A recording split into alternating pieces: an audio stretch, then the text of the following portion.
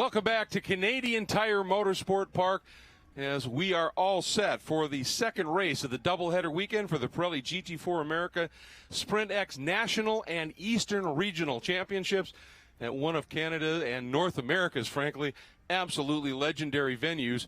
And Calvin Fish, this track is special in so many ways. It is. It's the ultimate challenge. It takes total commitment to get around this place quickly. And we saw yesterday some fascinating racing. Certainly one of the highlight performances by this man, Eleven Goulart, who got that Ginetta up onto the podium late in the going, and he starts from the front row here today in this 60-minute race.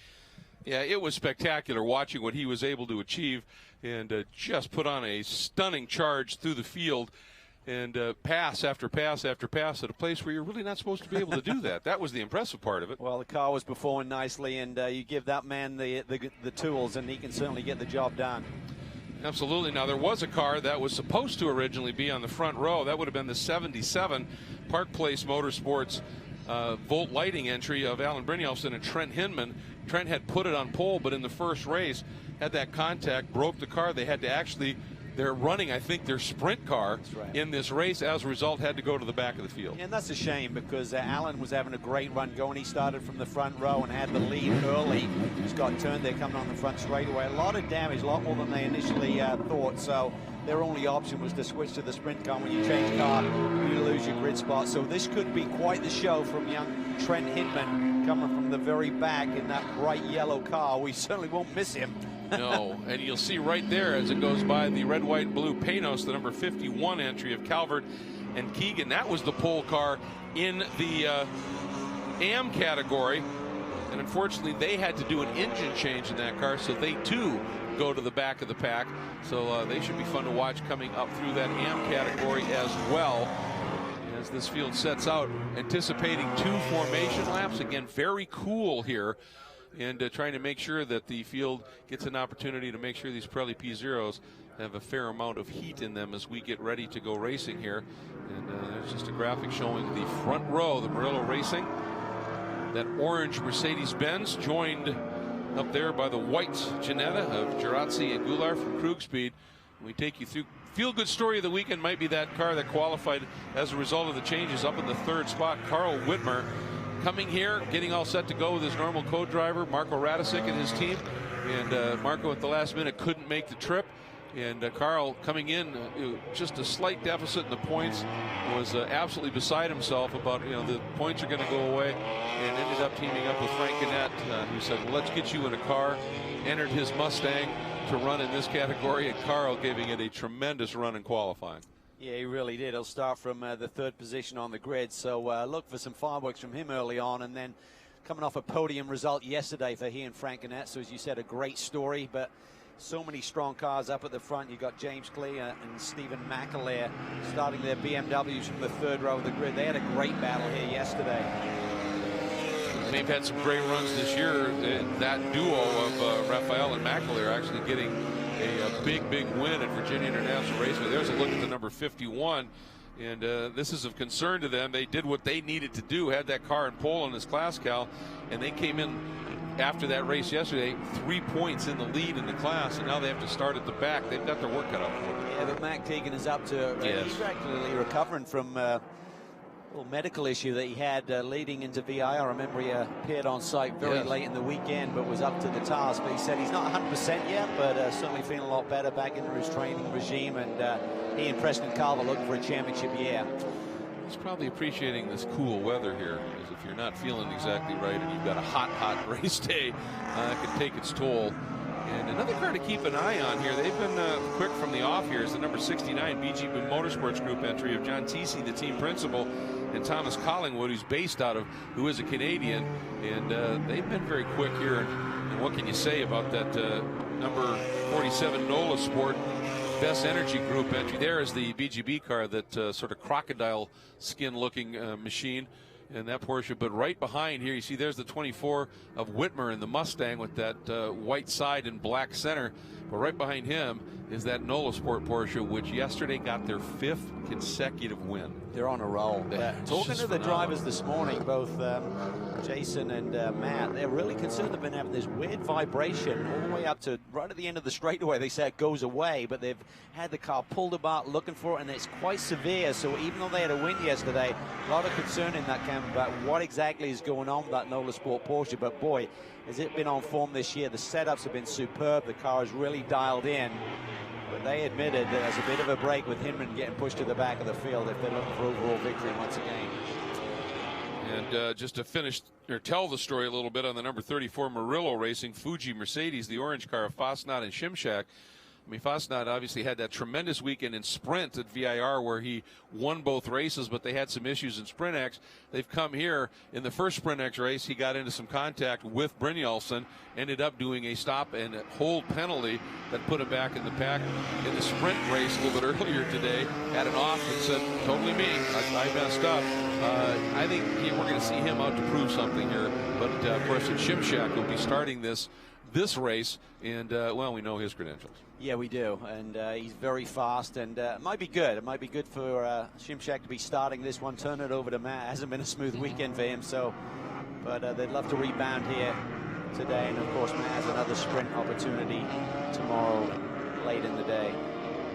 And it's going to be interesting to see if Goulart is able to get that Ginetta to the front and how quickly he can get some heat in those tires, because if he can get up front and stay there for a lap or two, he could change the whole dynamic here. But here we go. Round 6, Sprint X Championship in the GT4 category. The green flag flies, and Goulart, he pulled the trigger, and look who goes right with him. That was an amazing anticipation of the green flag there, and just takes off. And this will be good news, because if he can just maintain that track position, and that lightweight car may take a little bit more time to get the energy into the tires, but he is up on the wheel immediately. Yeah, and McAleer had a great start as well, as slotted right into the 4th spot in that light blue BMW with the dark blue striping on it. And then you've got Whitmer in the G3 Ian Lacey Racing Mustang, and then behind him is the Epic Motorsports, the deep blue BMW. But down the hill we go. And look at this, to the lead. Jason Hart up to second. Second, excuse me. That's already Gerazzi stretching it out. Mulat's in a different zip code. Wow. That was a pretty solid half lap for the Ginetta. It really was. And worrying about tire temperature, it's not affecting this young man. Boy, Goulart just dropping the hammer, and I think he understands the mission. Get out front and build a lead here. Look at Hinman. He's halfway through this pack already. In half a lap, he must have passed 10 cars. He's wasting no time. There goes Shimshak. Look at him close on the back of Jason Hart through turn 8. Turn 9. Thought about it. Yeah, that's where that Mercedes is really quick, as we're Matt got into the back of the other yellow Porsche yesterday. And then down into 1.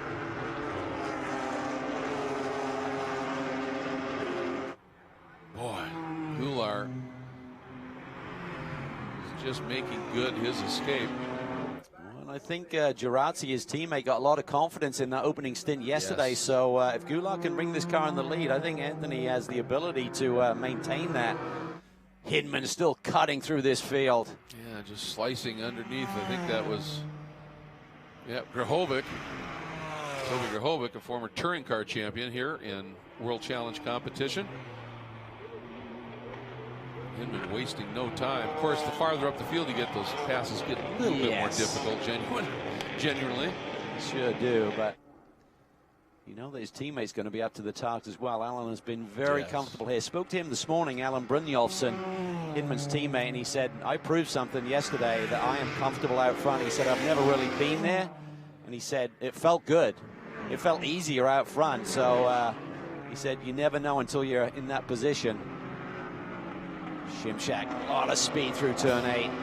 Mercedes is really hooked up here. Has been all season long, actually. Yeah, it's just been a platform that seems to be working. Then behind them is the battle for 4th overall. McAleer and Whitmer behind this duo.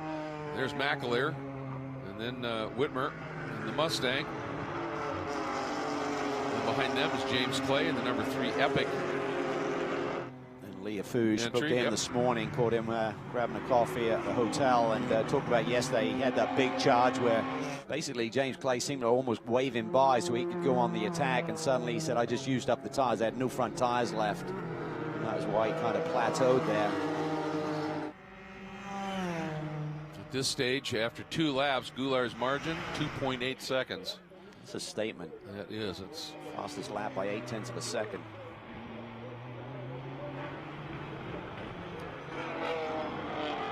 Just waiting here for Shimshak up into turn 10 to just make that pop move to the inside. He rolls so much speed through 8. Then that gaggle behind them, McAleer, Whitmer, Clay, Leia Fuge in the Cameron Racing Products BMW. There goes Whitmer looking for an outside move up the Andretti straightaway, but McAleer maintains the position right there. Busy season of racing for Stephen McAleer, running in a prototype championship as well with great success. Really nice kid. He's a talent. He really is. He also on the line to be here, and glad that he's getting some rides and the opportunities to showcase his talent. I believe he also owns and manages a MX5 Cup team as well, so he's busy on a number of different levels. That's how he met his teammate. He actually ran him a couple of years ago and developed a nice relationship, and decided that they wanted to move up the ladder together a little bit. Look at him and down to the inside on Leah Fuge in turn 3. Nice clean move. Greg, very, very smart, savvy driver. If he could have stayed there around the outside, he would have, and since, nope, that's just not on. Better to live and fight another day here at this stage early into a race. And that should put him in now up into 7th. What an opening few laps. Yeah, and he's such an impressive young kid. Won a championship in similar cars back in 2014, then went over to Europe. He's a BMW junior driver essentially, and lost out on a big ride, and kind of fell by the wayside a little bit, but he's regrouped nicely, got some great opportunities. This is tight between Clay and Whitman there through turn 8. Can Hinman take advantage of these guys going side by side?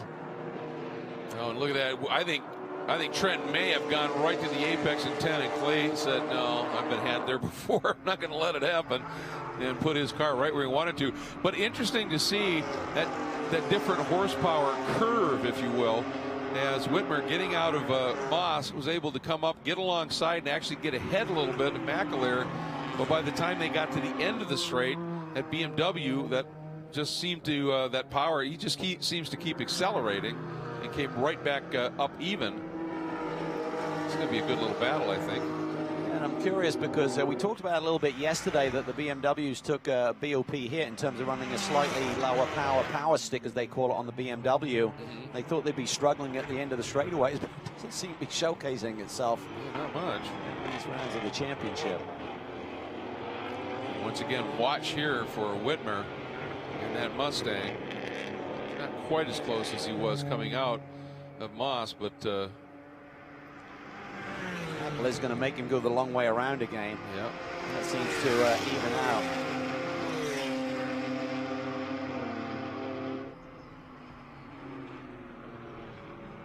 Maybe the Mustang is a little bit mid-range, but then at the top end, it's excuse me, the BMW then at the top end is equal to the Mustang. Spin here. Oh, contact. Boy. Shimshak into the side of Hart potentially. Snapping it around. Wow, is their unbeaten streak broken there? Same corner as yesterday, where the 34 had contact with another yellow Porsche. Hart continues but loses a bundle of positions. Big key is going to be any damage to the car. Yeah, that is the issue, isn't it? There's the number 51 Panos. Keegan, as you alluded to, was going to be moving up through the pack, and he has done that already. From 15th to 11th, and again, still pretty well placed in terms of their class battle at this stage. Speaking of class, Ellen Goulart's in a different one. He's 8 seconds out front, aided by obviously that spin between the second and third place runner coming on the front straightaway. There he is. You wonder how he was able to get that kind of performance and heat and pressure in those tires as fast as he did. No problem for Keegan. Remember there? Spin maybe? Well, yeah. I mean, they had an engine change in that car, but that looked more like maybe he was recovering from an off, didn't it? Exactly. Shimshak is still in the fight. Oh, look at that. That's a late move by Trent Hinman. James Clay gives it to him. Good, clean, hard racing. Now does Hinman be able to keep that nose down to the inside and complete the pass? Sure he could. They're still side by side, Cal. Hinman on the outside. Right there as well. Great stuff. James Clay was in a heck of a battle yesterday. Found another one today. How close do you like it through turn 3? Hinman almost taking the decals off the rear bumper. And James running a wide line, knowing that Hinman at a certain point. Watch, is he going to do it? Yeah. He's trying it. Yep. It's the classic. Beautifully done. See that one coming. Yep. As soon as James ran a little wide, well, here comes Whitmer again, trying to. He's a little bit further up the road than he was before. Just can't get back over on line. Here's where that BMW suddenly seems to find a little bit more. It's crazy, and it just kind of is seesaws back and forth in terms of the straight line advantage there. I think Whitmer realizes that if I don't get through on him fairly soon, you know Shimshak's going to give it a go. Jason Hart had to hit the pit lane, and that incident between Shimshak and Jason Hart is under investigation. And we heard it and then just saw the aftermath.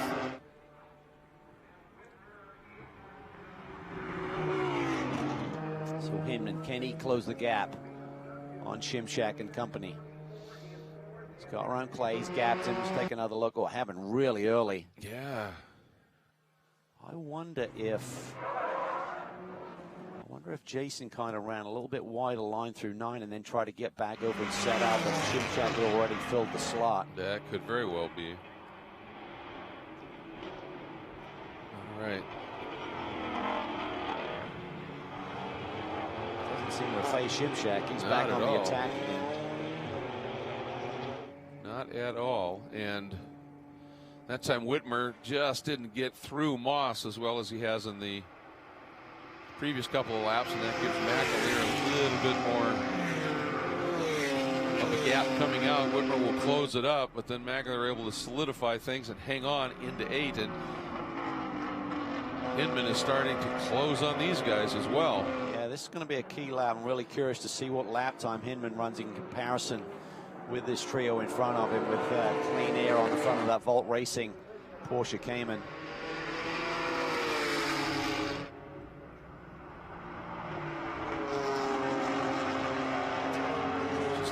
Watching these cars roll through 1 and then set up for 2. Hinman just ran a 24.6, a 124.6 compared to a 25.2 for Shimshak and a 25.4 for Whitmer. So you'd have to feel he got the ability and pace to close in on this trio. But even with clean air, Hinman was not as quick as Goulart on that last lap. Yeah, Goulart is just flying. 24.3 is his best lap of the day. But he's consistently been running mid-24s. That's probably managing things as well. Yeah, well, Hinman has essentially caught the group of 3 in front of him. So as we... And Whitmer takes a look. This time just tucks right back in. And as we watch this, check in with Ryan down the pit lane. Thank you, Greg. We got Matt Travis here, and man, this sport can be cruel. Victory lane yesterday and behind the wall right now. From what you've heard and perhaps even seen, what happened? Yeah, didn't get a lot of information from Jason other than diagnosing, what was wrong with the car. We've got tow pretty screwed up. Car's back at the trailer right now. The guys are working on it furiously. But, man, from the video, it looked like we just got turned in 10. I don't know if I don't know if the orange car's got a Porsche magnet on it for 10 or what the deal is, but we'll go back, look at video, see what it was, but just an unfortunate end of the race super early. The bright side is the car has been so fast all year. You've banked some points. You never want to see this, but at least you got that cushion to fall back on. No, you're right, Ryan. We'll certainly leave here in the lead, which is a nice takeaway, but yeah, you hate to see him go this way. We'll come roaring back at the next one. Maybe there's a chance we can get the car out, but yeah, likely see us next time. Sorry to see you out so soon. Thanks, man. Appreciate it. Well, they had their 5th straight win yesterday, and after that win, they were leading in the points by 47. So, as Ryan so accurately said, they banked a bunch here. The other factor is that Havana Cup, which you've got to sweep 5 weekends. Yes, they were certainly on target for maybe making it 3 in a row. I guess we're going to see Hinman make the move on Whitmer here. Boy, Trent just attacks in that corner, doesn't he? Yeah, and I think with Carl's situation, remember, he's sharing that car with Frank Gannett. He's not going to get too aggressive and risk Frank's car. So I think Hinman certainly took advantage of that situation as he takes another position away from McAleer now. So Hinman up into the top 3. McAleer thinks about making a cut and paste move on Hinman. It's not going to work. This might Gives Whitmer the run. Exactly, a little bit more momentum. And while all that was unfolding, Shimshak went by McAleer as well, and now Whitmer's through. Not a good lap for Stephen McAleer. No. Lost a bundle. Yeah, and you bring up a good point with Carl. He said, I just want to get some decent points. He said, I don't have to race so hard that I'm damaging, Frank's equipment and Ian's equipment. He said, they've been so kind to make this happen for me here. On the other hand, Carl is a superb talent, and given the opportunity, he'll certainly take a spot or two if he can. He said there's a big adjustment driving that Mustang, but he's loving it. Showcasing by his pace. He said he feels a little bit more American with that big V8 up front of him this time. What a run. We knew it would be impressive with Trent Hinman coming from the back of the pack. Wow. Up into the top 3. In 10 laps. Yeah, that's pretty amazing. Goulart, just to continue to mention and keep the impressive meter running, 13.4 seconds here. And he slacked. Oh, that was close, and Hinman goes for a ride. Big check up there by Shimshak coming up on the Palmer Audi. Hinman just had to react very, very quickly and loses 2 positions by doing so. It's a great reaction, but you're right. Whew, time to regroup. More ways than one. Yeah. Hinman doing a nice job of fending off Clay, who he'd worked by a while ago. A sweaty one. Yeah, that'll get your attention. That was so close to a big one. He would have turned Christian in a heartbeat if it hit him right there. Just a great reaction by Trent. Watch it again here, folks. Shimshak just gets stacked up right there, and Hinman had nowhere to go. So close to clipping the left rear corner of the Mercedes. That's just another, to me, indication of Trent's immense talent. In that scenario, he reacted immediately, but never overreacted, over being too aggressive on the steering input, and then said, let me get to that pavement, I'll slow down, and I can turn back in again. That's the sign sometimes of a big talent is when you get yourself into a situation that you manage to get out of it without anything too serious happening, and that was just a great adjustment by Hinman. It does, but I think it really affects the big picture of their potential to win this race, because what it's done is given Esteban Goulart an even bigger lead, with both Shimshak and Hinman being balked there a little bit. That lead is now up to 15 seconds, and it's got Hinman further back in the pack. So Mike Johnson and the Park Place Racing Group have really got to perform some magic here with a pit stop and strategy. Remember, pit stop window opens with 35 minutes to go, so 7.5 more minutes before anyone can hit pit lane. You'd imagine they'll keep Trent out there as long as they possibly can and keep executing these lap times. And Goulart, fast lap of the race at a 24.36, but Hinman second quick at a 24.5. So he definitely had speed, and he's back in attack mode on McAleer right now.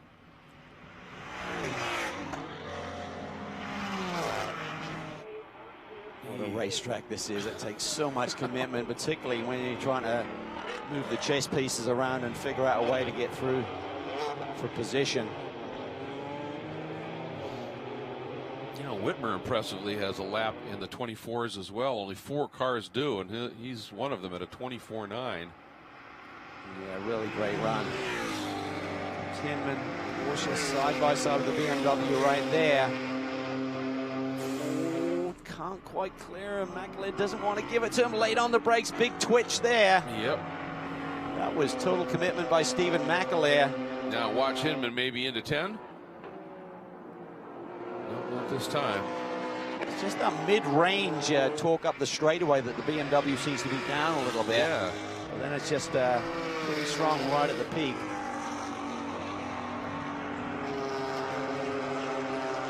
Hinman begins to study once again. Before being up on the wheel. Yeah. John Allen right in front of them. Tough place to evaporate from as Hinman gets really wide there out in the gray. Almost gives James Clay an opportunity to make a move. He now tucks inside of John Allen. That is tight there. Turn 3. Leofouge's back in the mix right as well. In it as well. Hinman got a little bit of pickup on his tires as well with some of these moves. And a couple of spots. I mean, it certainly looks like the grip has gone away a little bit on him. Let's watch here again.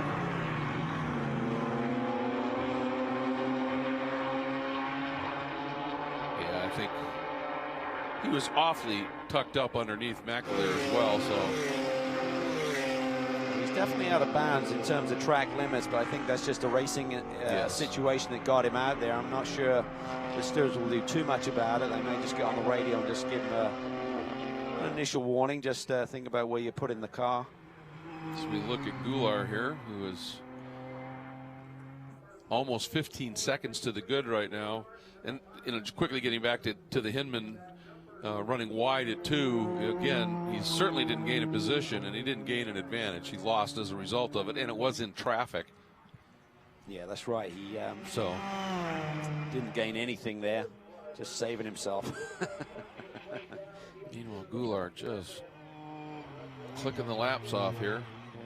Looks a little bit less clean than we've seen previous laps here, so maybe the tires are going away a little bit. And remember, in this pit stop exchange, there's no fresh tires being thrown at these cars, so Elevan's got to think about leaving Geraci something to fight for the win with.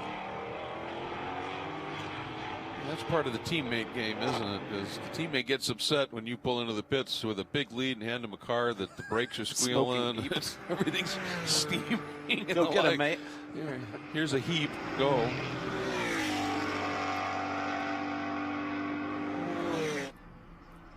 Shimshak continues to run solidly in the second spot. Haven't heard any further word on that incident. And I mean, yesterday they waited quite a while, and I think, you know, they're just trying to make sure of the circumstances before they pull a trigger of some sort. There's a look at the number 36. That is the Andretti Autosport Window World entry. Right now, Carl Thompson leading in the AM category. Coming off a victory for he and Jared Andretti yesterday in class. That was this racetrack like the back of his hand as well. Yeah, actually, I was just going to say, I think, you know, Keegan has gone around Thompson, and that gives him the lead in class. Yeah. Excuse me. So, I went there too. A lot of classes here. Oh, look at this now. Hinman looking at the outside of 4. Let's see what he does. McAleer protecting just a little bit. Hinman likes that inside move. He does. And McAleer knows that. Yes. He went right down the center of the track in Moss. Hinman's on the attack. He is. This is where that middle part of the straightaway that the BMW seems to struggle a little bit. Look at him. He doesn't want to let him get back over on line. Hinman has cleared him. That is super tight. Probably too close to move over. Now he does. But smart driving. Didn't get over on line to try and secure the position before the car was clear. With the speed we've been seeing from Hinman, you would think now, Cal, that he should be able to open that up a little bit. is going to be his tires as well. Yes, How much is he taking precisely. off, fighting his way from the very final row of the grid? Shimshak just turned his best lap of the race at a 24.5. Wow, that's impressive this late in the going. Yes. He's trimmed that lead down at 14 I seconds. was just thinking that. Took a big chunk out of that lead. It's down to Just saying there's a a chance. little less than 14. Oh, man. Pit stops are going to be critical though. Boy, aren't they? The delta in the GT4 is 73 seconds. That's just driver change, as Cal mentioned. Should be plenty of time, but it's got to be managed.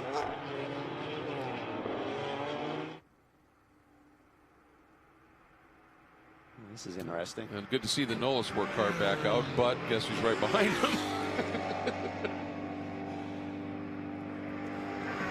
Not sure they're going to be pulling in any favors. Right.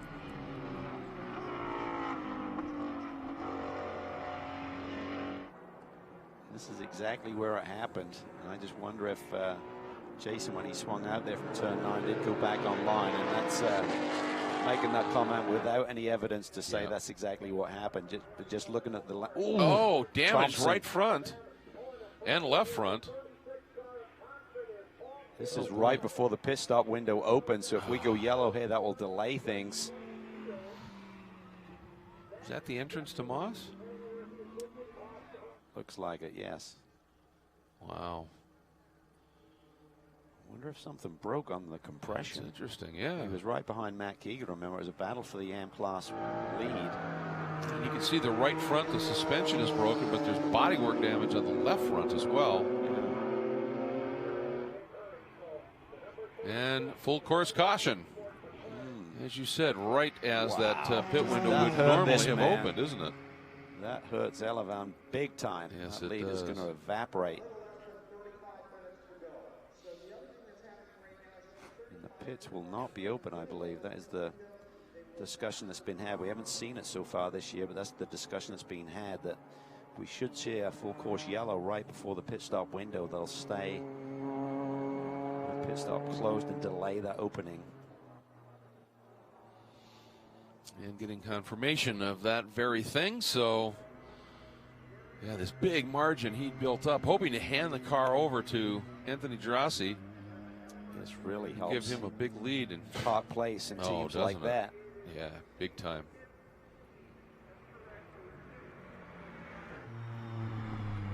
This is going to change the dynamic of this race a fair bit. And obviously, Anthony Girassi, he did a great job in qualifying for the race yesterday. And certainly has some speed and potential in that European marble and granite Krug Speed Ginetta. But he sure would have loved to have had that big 14-second or so buffer. That's for sure.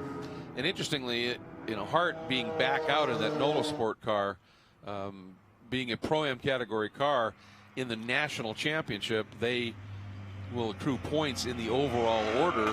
And since there's a number of East cars here, which they're literally just invisible in terms of the points, they're still going to come out of here potentially with a somewhat decent haul of points by just being out on track right now. About damage control, and you got to do 75% of the laps of the overall winner to get classified, which they'll certainly be in good shape for. As I understand it, what we would see with this delay in the pit stop window opening, we would wait to go back to green, and then on the next lap, I believe, is when they would open the pits. That's how I understand it as well. You have to have a lap of green before that pit opens. And to give that perspective, by the way, just did a little calculating here, looking at scoring. And I've warned people before about math, but Hart and Nolasport right now, they would get 6th or 7th place points. That's certainly helpful. All right, there's a look at the number 16. And John Allen a little bit farther down the order than he'd like, but a very quick Chris Wilson getting on board. Meanwhile, let's check in to pit lane with Ryan Marine. What have you heard about that incident? Well, not a whole lot at this point, guys, but I did check, first of all, just to make sure the crew had heard from Carl Thompson. They said he had. They said he is all right. The team is already packing up, and Jared Andretti, as well as Robert Pemberton, who oversees the operation, they've already walked back to the garage area. So clearly the day is done in a disappointing fashion for the Andretti Autosport guys. But again, the good news, according to the team, is Carl Thompson is all right. That's the best news, absolutely. And the one thing, when we had that one shot looking back from the exit of Moss over to where Carl was, straight ahead of him there was a mark in the tire barrier in the wrap. So I don't know if he got into it and then bounced back, but it's just the big question is whether the suspension collapsed and caused him to go off and damage the other side of the car, or whether he went off and subsequent damage. Yep. Glad he's okay. Yeah, that's the big news. And you know, we'd seen Keegan had already cleared him, and I didn't really see anybody that close behind either. So, but as we are behind the safety car, it is Goulart who had that big margin slip away from him. Leading overall still Shimshak in the orange Mercedes and Whitmer in the Mustang. That's your top three.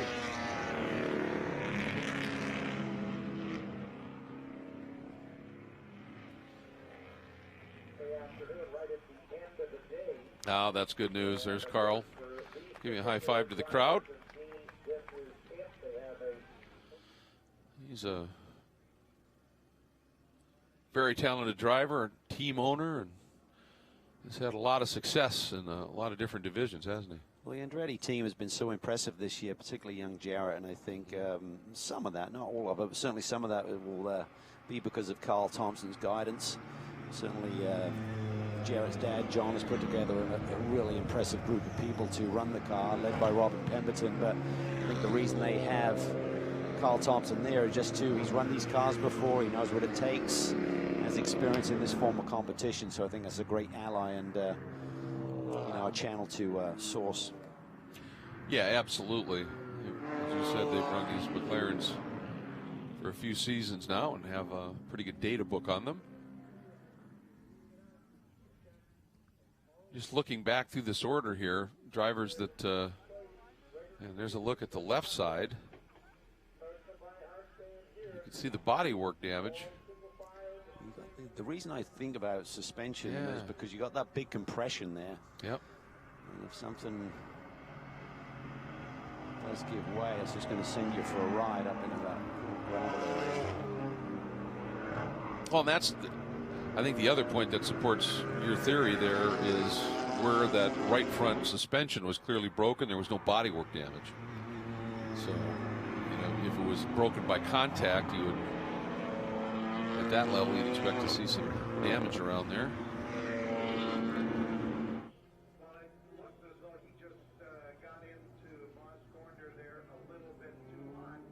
Not to play the drama card here, but when we go back to green, obviously we've got the pit stops coming up. But remember, that pit stop window will begin then, so yes, that could mean that Hinman could stay out for 10 more minutes, lay down some really good laps before turning it over. It's also going to give these Pirelli P0s a chance to cool off a little bit and recover from that attack that he's been on.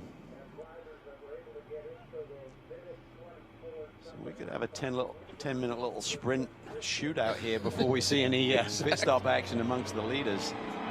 That's very true, and some of that comes down to the AM co-driver in that car. Are they being generous and saying, yeah, let's go get them? Right. Or do they want their time here? Well, this is what unfolded yesterday. It provided a bit of drama. Coming off the final corner there. Fastnart just turns Alan Brynjolfsson out of the lead into the fence there, and they thought they could fix this car, but a lot of damage to the underframe of that car. And that's why they elected to switch to the sprint car that Alan's been campaigning this weekend and had to start from the back of the pack. And at the green, when Hinman gets moving here, if he get by one car in front of him, he's be on the tail end of that orange Mercedes. Meanwhile, down to Ryan Marine, find out the story on the Panos. Yes, Ian James, in addition to driving, is kind of in a managerial role with Panos this year. And on the Sprint X side, he had a little bit of an issue in the race mechanically yesterday, and that caused you guys to have to do an engine change for this race here today. How big of an undertaking was it to get the car on the grid for Matt and for Preston? Yeah, obviously unfortunate for the issue yesterday, but, you know, the great crew here. So luckily the race was a bit later in the day, so we did a leisurely 2 or 3 hour engine change and flushed all the systems, and seems to be going strong now, leading the class. Matt's been able to make some progress. Preston will be getting in at the driver change in a little bit. How far up the overall running order do you think you guys can get? You know, our priority is the AM leaderboard, you know, and obviously we're leading that. We want to get the panels back on the podium and in the #1 spot, but I think we can be in the top 6 overall here. Just see how the cards stack. And concerning what you are doing on the sprint side, the Sprint X, all of this together, how would you assess the state of the program at this point of the season? You know, the program's really strong. You know, we probably need a little bit of help in the straight line speed department, but that's out of our hands. So we just keep pushing along and doing the best we can. Thank you very much. We'll get it back to the booth because it sounds like the safety car should be headed in soon. All right, thanks very much, Ryan. As you look at the graphics package on that car, you've been following sports car racing for a while, and it looks a little familiar. It was on the glorious Panos LMP1 Roadster back in the day, and with Don Panos passing last year, they decided to dedicate this season to Don's remembrance. You see the For the Fans logo and that graphics package that was so popular back in the day. And I know Ian is very proud to be a part of keeping Don and that For the Fans concept alive. Just looking at Hart's laps, he's actually 8 laps down on a 21-lap run for the leader right now. So they're going to need a little bit of ground. It's going to get better. That percentage will get better as they run laps and continue to run laps. But this yellow flag is not helping that cause actually for them. They got to get to 75% of the numbers. So they need to get back to green here pretty quickly to allow them to get enough laps on the board. You know, we thought we might be able to see a green this time, but it just took a little bit longer to get that McLaren on that flatbed up and through turn 8 and off the track.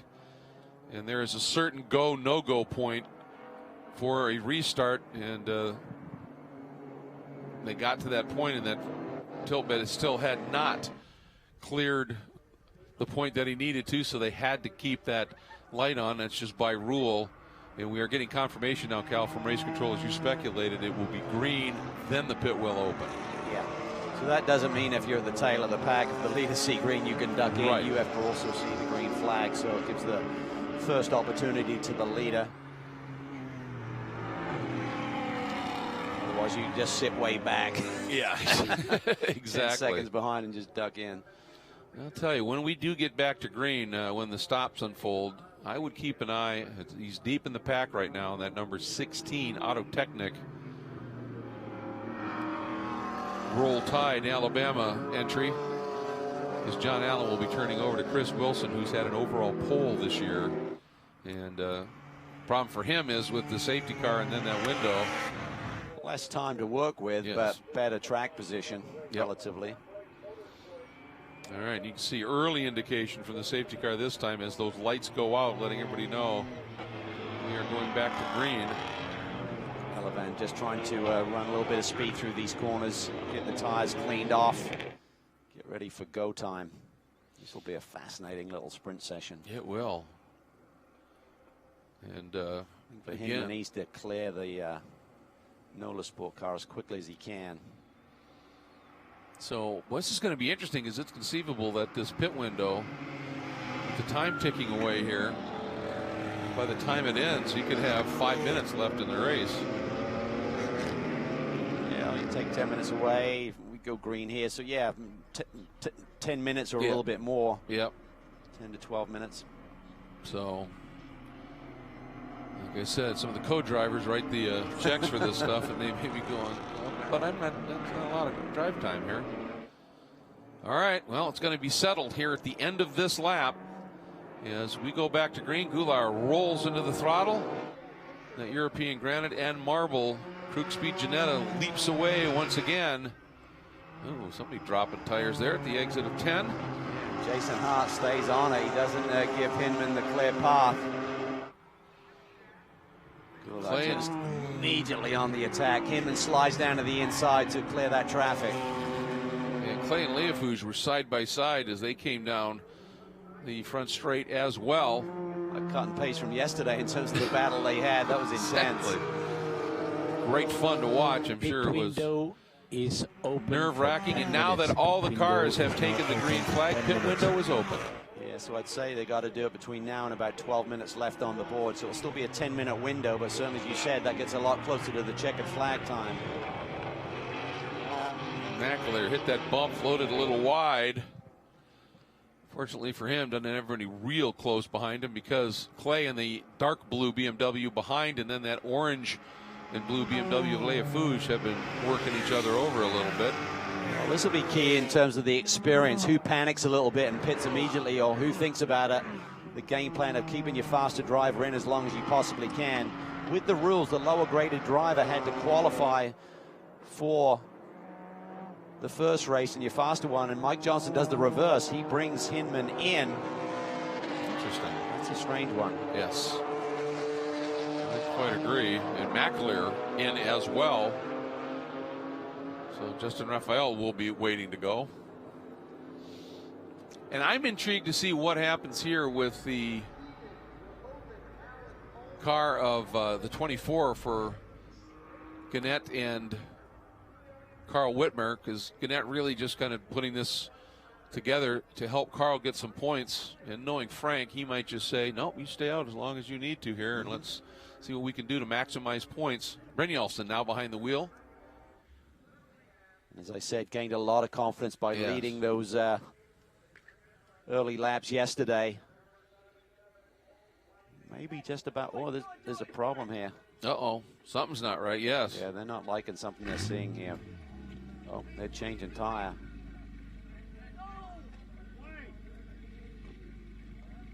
Mechanics or something, and Mike Johnson is calling him off. He's saying go. This can all get ugly here. Someone needs to be on the watch and making sure that they're on top of the pit stop time. Yep. You're allowed to change a tire if you feel it's damaged. It's only an emergency situation. You can't just change it for performance. That was 74.7.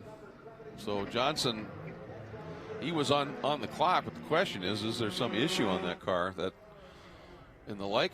As we also see Keegan turning over to Preston Calvert in the Panos in pit lane. Lot stays out. Brynjolfsson's probably about 10 seconds down the road, but not far from going a lap down. Yeah. There's Shimshak. There is Whitmer. Top 5. Well, Leofouge stayed out, and he picked up when the other BMWs ducked in, and Derek DeBoer in the 17 Racers group. The Sol Solutions Pastime Adobe Road Winery entry. A lot of these drivers running laps in the 24-second range, which is extremely fast this late in the going. So by cooling those tires off, they got the performance right in the sweet spot once again. Gulart just ran a 124.8, only 5/10 off his best lap of the day. Whitmer's in the 24-second range as well as he chases down Shimshak.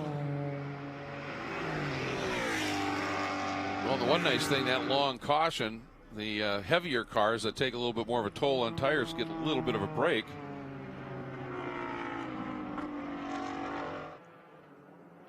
And he stays out once again.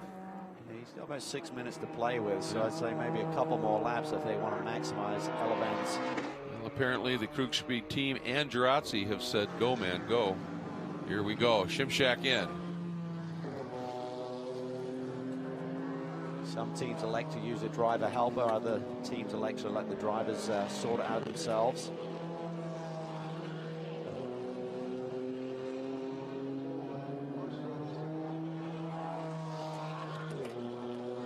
This is critical. Absolutely. 30 seconds. That number.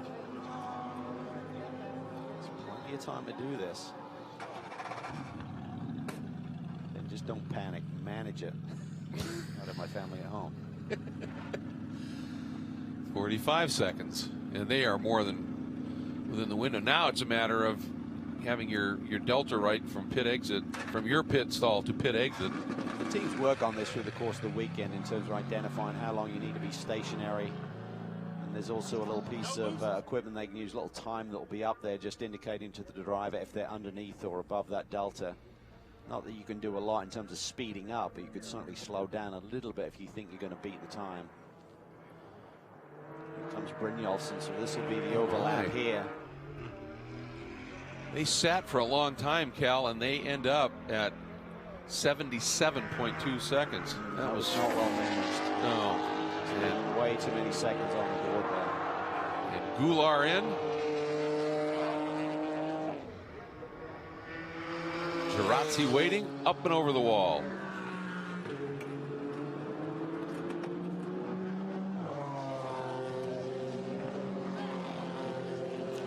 Boy, Mackler and Raphael still struggling to get these driver changes done.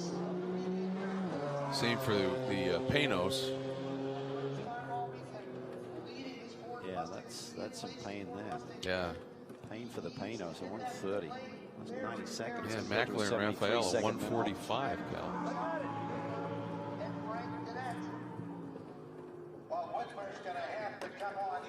It's taking a long time, but there should be a bit of time to work with. Almost after a minute.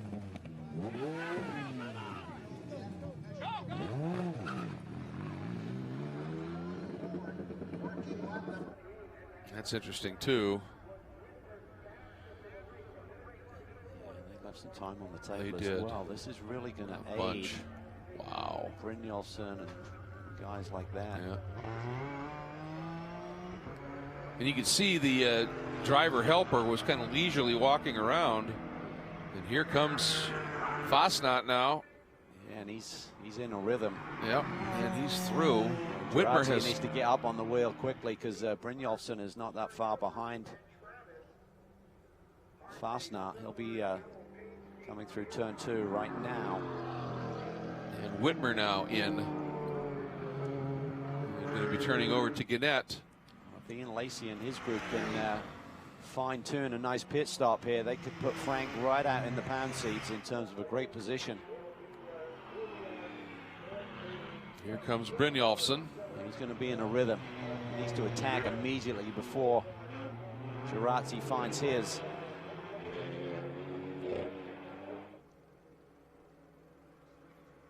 And what I was going to say was you can't release the car until all the crew are at the wall, and you heard one of the crew guys yelling to the guy, run, run, run.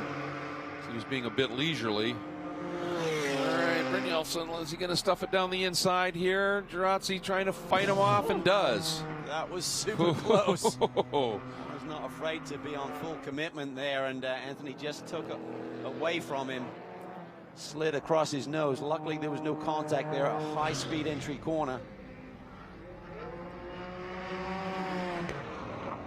I'll tell you, I think it was a great compliment to Al and Brynjolfsson that they pulled Hinman in. That's showing that Mike Johnson has lots of confidence in Alan and his speed here. Yeah, it is. And Leofouge is the last one of the front runners to pit here. So Stephen Cameron just taking the strategy I would have done. If you got a faster driver, keep him out there as long as you can. See how it plays out. It's all about the execution. All of the strategy in the world doesn't work unless you execute the pit stop as well. Not the best stop by the Ian Lacey G3 team as Whitmer turning over to Gannett, but it was 79.1 seconds, so left about 6 there. It's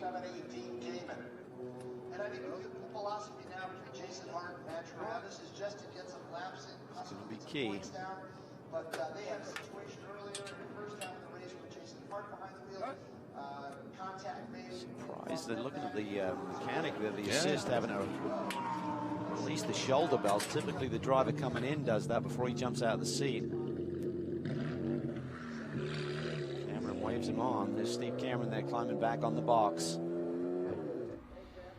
Well, there's a pretty savvy people in that team.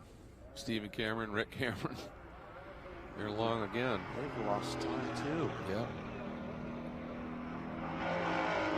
I'm a bit baffled when you're only doing a driver change, why some of these teams can't get a little bit closer to the minimum. I mean, the best stop was the Park Place team in that bright yellow car over to Brynjolfsson. Frank Gannett. Here we go, Gannett trying to hang on, and here down comes the inside. Girazzi. He's trying to fight back here. Brynjolfsson has a run.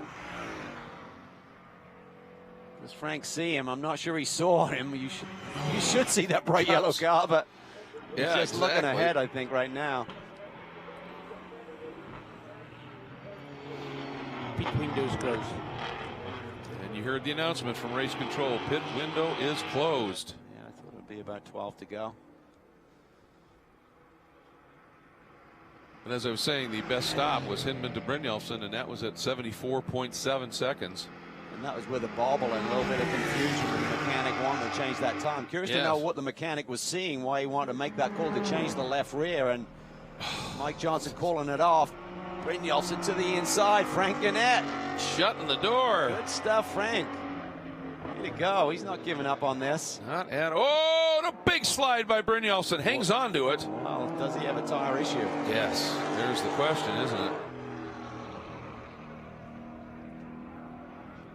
Find out about that, but that gives Gannett a little bit of breathing room here, and Girazzi now starting to ease away. Down through turn 2. It's good stuff from Frank Gannett. He has nowhere near the track time and experience of some of the drivers around him. He's hanging tough. Yeah. Podium yesterday was giving him a little bit of confidence as well. Yeah, that grin he had on the podium yesterday, that's what it's all about. He got a taste of that. I think he likes it, and he's going to do everything he possibly can here. Protects a little bit in. Watch for Brynjolfsson, and yeah, Frank. It's a nice cover by Frank there. He had a sense of what was going to happen and went right down the middle of the track. Good respect by Brynjolfsson too. Yes. Well, that should be your leader, Fosnot. 6-second lead over Girazzi. So this is for a second podium of the weekend for Frank Gannett. He's going to try and hang on here as Brynjolfsson continues to put on the pressure. Brynjolfsson early move to the inside. They're there. Tight. Hard racing between those two, but just enough of a gap to poke that Cayman through. Frank fought hard, but in the end, fair. There's enough room for a Cayman and a couple pieces of paper between that car and that grass verge. So now, and keep in mind the car that's behind him, and you know the team will be informing him the car that now is behind him of Gannett. I'm talking about Matt Travis in that white and bright yellow trim Porsche. Car 7-7 is laps down. Lane infringement. Did I just hear it? Yeah, there's going to be a drive-through penalty for Brynjolfsson in terms of whatever happened during that pit stop. Something was not right by the rules. Well, you wonder if when the mechanic came out with the gun, was about to do the change, and then Mike waved them off, if that mechanic was not back and if there were tools still over the wall. Yep. That's often what that is. Just got word from Ryan in the pit lane that Carl Thompson confirmed they did have suspension failure on the Andretti McLaren that pitched him into the fence. Once Brynjolfsson is cleared here, he is coming after Girazzi, but again, he's got to do that drive-through now. This is getting more and more interesting. It's 8.5 minutes remaining. Not sure if that message has been conveyed yet. You got a couple of laps to serve, otherwise they'll start scoring you. Yep. Look here, so routine stop here. It's going to be Mike Johnson jumping in there as the assistant. Hinman jumps out, Allen in. Looks like they're checking the tire pressure on that left rear. Yes. And then suddenly the mechanic calls for waves his arms around and takes a look. There he goes underneath, and he's seeing something he doesn't like. So I'm not sure if he's seeing something on the inside shoulder of that tire. Indicates he wants a tire. Meanwhile, Johnson is finishing off the pit stop and then realizes what is going on. He calls it off and says, no, no, no. And then he sends him. Now watch this. He's down. And there he goes, and the tire, the gun, cable, or core hose, excuse me, still over the wall. I would guess that would be it. A Well, he wants to put on a show before he makes the pit stop. I guess so. Up And he inside of is. Gerazzi. Maybe in the confusion they didn't plug him into his radio. Oh, well, there's that. I'll tell you, this is interesting here because Gannett has a 5-second lead back to Randy Mueller in the epic BMW here with 7 minutes to go. Yeah, and it's going to be another podium run because Brynjolfsson either needs to serve the penalty or he'll get a time penalty after the race or get stopped scoring. So could be 2 in a row for Frank Gannett. Yeah, but this one would. And Whitmer promote him up to 3rd, right? And this is a potential overall podium, which would be sweeter still, wouldn't it?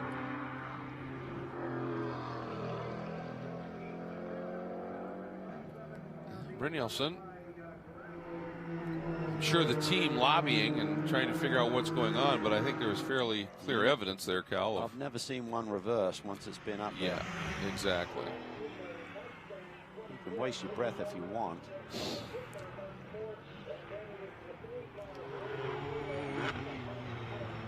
What a day. Yeah. For this team. What a 24-hour period. Got turned by this car yesterday whilst leading. Started from the back. Hinman, brilliant drive through the field. Allen doing a nice job as well. A little confusion on the pit stop.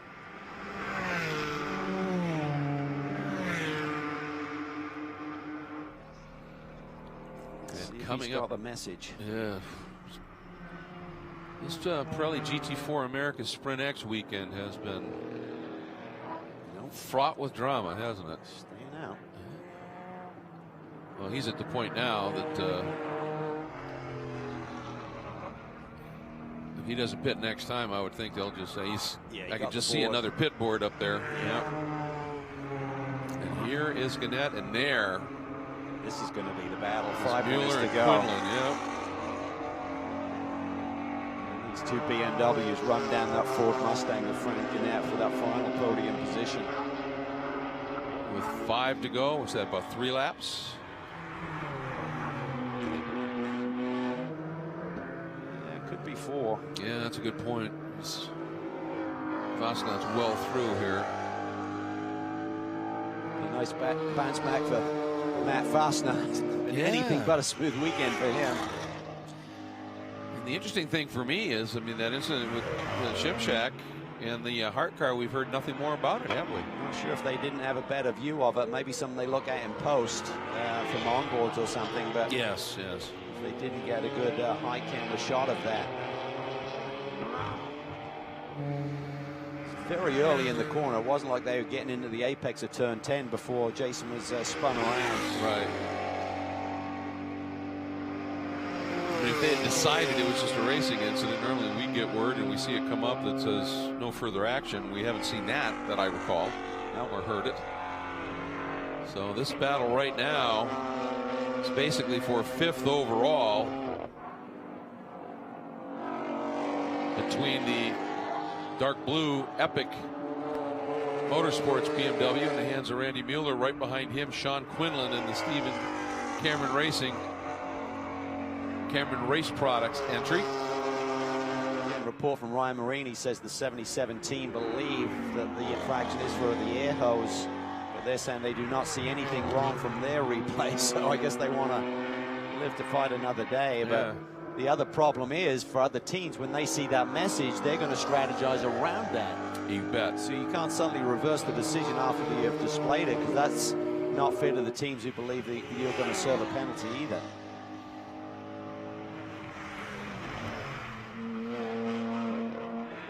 And when we had a replay of that stop, we saw the hose get hooked on somebody's foot, and if it happened to be the pit lane official, that's pretty significant evidence. And here is Preston Calvert. Has worked his way up into the top 10 and leading in the AM category after taking over from Keegan. A smooth run after the engine drama of yesterday. Here is your leader, Matt Vosnot. And after everything that's unfolded for him here in the first Sprint X race and then in the sprint race, he can hang on here. And if nothing happens in terms of a post-race development, this will take the edge off a little bit, won't it? It certainly will. Should be a couple of laps to go, so this end of this one, he should see the white flag. Brynjolfsson staying out there. Girazzi on the attack. Maybe he got word they're supposed to get a penalty, but we're not sure, so go get him. Yeah, exactly. That's what I mean by reversing a decision after you've already displayed it. You think about the Crook Speed team. They could be telling their driver, just back off, don't go after him, and then, oh no, they change their mind. You just can't make a reversal of that, I don't believe.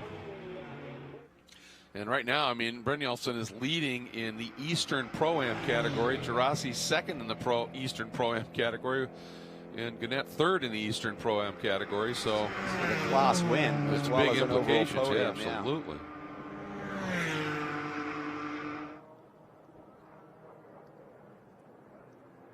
Fasnacht's margin last time was 6.5 seconds, and should see a white flag this time for the orange Fuji Murillo Racing Mercedes.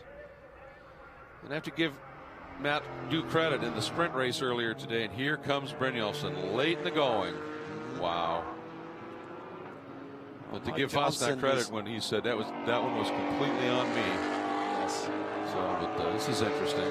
Mike Johnson is stubborn. He would have fought every angle he could in terms of trying to reverse this decision, but I've never seen one that's displayed go away. Exactly.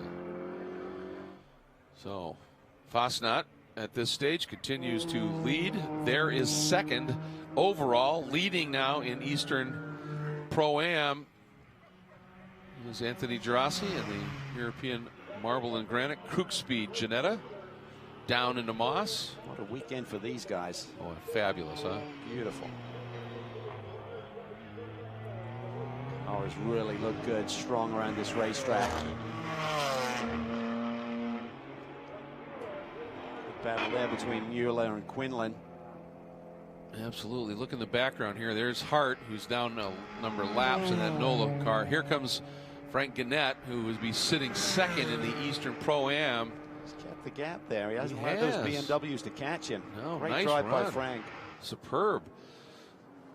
So here we go. Matt Fasnacht, Fuji, Murillo, and Mercedes-AMG get the win at Canadian Tire Motorsport Park. Overall, and in the Eastern AM category, he's done a great job. There comes Girazzi for second, winning the Eastern Pro-Am. And here's the story.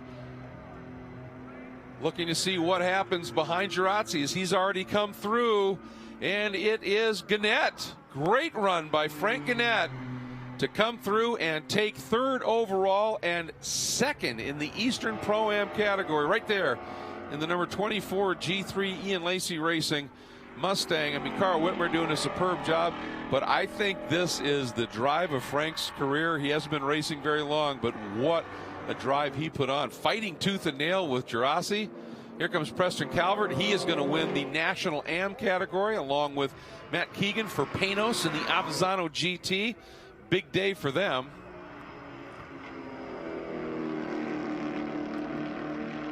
Yeah, just fantastic. And in the National Pro-Am category, it was the Stephen Cameron Racing BMW, Leafouge, and Quinlan earning the win in that category with a top 5 finish. But yeah, I have to say, I think Frank Gannett, this was his defense, breakout race. The position, he didn't just give it up. No, wasn't intimidated whatsoever. Drove well, placed the car in nice position.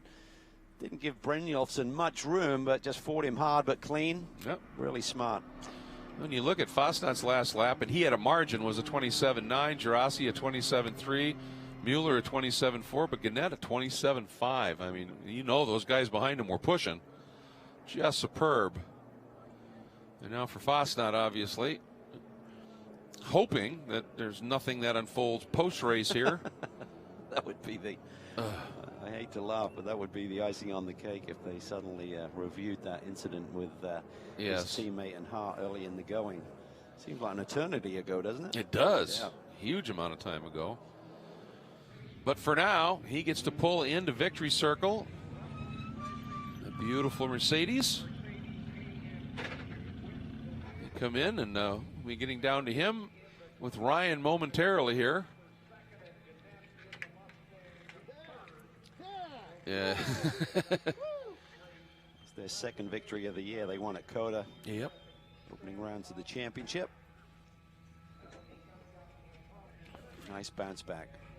Yep, and he has some serious speed behind the wheel of that car. And in the end, he fairly frequently this year has found himself talking to Ryan Moraine. I'm there. Matt Fostott, you've had the success already in the sprint side of things. Yeah. The long-awaited overall win in Sprint X. Yeah. How is it? It's so good. Do we just win Sprint X? Nice. Yeah, it's been a long time coming. We've had a lot of bad luck and everything. So yeah, here we are. Christian did a great job. I mean, what a great race he put on, and I just kind of had to keep the laps and laps and laps up and maintain my my lead. So it's great. Talk about an up and down day. Yeah. You were contrite about the incident you had in the sprint race earlier today. You put that behind you. How did you do it to come out and perform the way that you did? That was a whole new learning experience for me. So I don't know how I did it. I have to go back and look and see how I got through the day. But it was still in my mind when I went out. So yeah, it's still there. But yeah, this will go a long way in fixing that. We'll let you go celebrate. Congratulations. Appreciate it. Thank you. Woo! Yeah, that was a great drive. He's pumped, and they did get a win in their class earlier in the year. But his extra elation here is that overall win that he's been waiting for here. So here's a great race, and then of course you've got Calvert and Keegan in the Panos winning in the AM category. Here's a look at the provisional overall results right now, and again for Carl Whitmer, who came in here this weekend and thought that his close run in the points might be gone, and his chance at a title gone, courtesy of Frank Gannett and Ian Lacey. Look at that. He's going to be in great shape. Wow. Great result. Second in his class. Well, he hustled, you know what I mean? He got in that paddock and tried to figure out a new avenue to compete here this weekend, so that's what it takes sometimes for a young driver. Absolutely, and he found the right gentleman, and I mean that sincerely, gentleman, and Frank Gannett. And what a day for that team. And then Epic Motorsports, boy, I'll tell you, both of the races yesterday when Clay was hanging on and throwing that car around, and in this one, another very stout finish for that team, and coming home second in the Eastern Am category. And then Stephen Cameron Racing, Quinlan and Leia Fouge, winning in the National Pro-Am titles. Just fantastic. And then Brynjolfsson, even with that stop, Cal, ends up in the 6th overall spot and 3rd in the Eastern Pro-Am class. Yeah, it was a good result for them. An up and down day with the pit stop penalty. Great drive by Trent at the beginning, though. It was that's for sure. And, boy, what a day of racing. And as the evening starts to set in here, the campfires come alive at the Cool facility. Quick look at the highlights here, and from the off, Elvin Goulart knew I need to get to the front, and he brought Matt Travis with him, Jason Hart with him, excuse me, and they broke clear, and Goulart at that point just checked out, but lots unfolded behind him, Cal. There really was some great battling, and then this was a big moment in this race, going for 6 wins in a row. Jason Hart gets turned there on the entry to turn 10. Trent Hinman, though, coming from the very back of the pack, having switched cars after the incident yesterday, was slicing and dicing his way to the front. In this big moment. Woo, that was close. Huge save by Hinman there. And then problem with the right front corner that carried the Andretti Autosport McLaren into the barriers. Carl Thompson behind the wheel. He came out and got out of the car, was okay. And then the exit from pit lane of Girazzi, but Fosnot really had some pace and was to carry on for a great win here at Canadian Tire Motorsport Park.